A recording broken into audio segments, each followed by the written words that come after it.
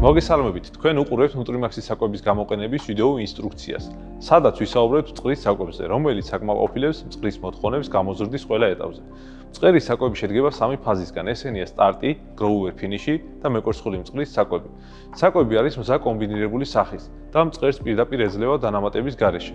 წყლის საკვების სტარტი გამოიყენება სიცოცხლის პირველი 4 კვირის განმავლობაში. ამ პერიოდში საშუალოდ ერთი მწყერი 350-დან 400 გრამამდე საკვებს მოიხმარს. საკვების ზუსტი მოხმარება დამოკიდებულია ჯიშზე და გამოსაზრდელ გარემოზე.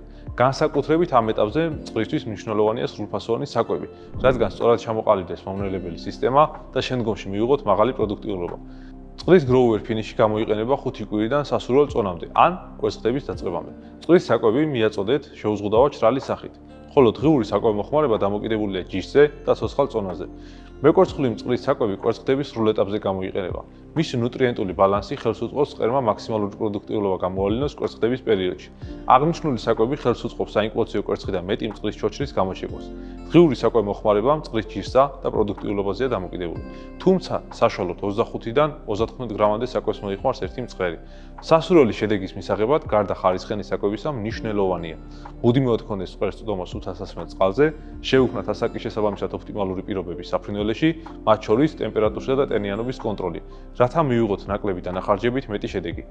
ვიზრუნოთ მათ ჯანმრთელობაზე და დავიცვათ ისინი დაავადებებისგან, რადგან დაავადებული მწყერი ვეღარ იზრდება ეფექტურად და კვერცხდება ციკლებს, რაც ფერმერის საგანგებელზე უარყოფითად აისახება.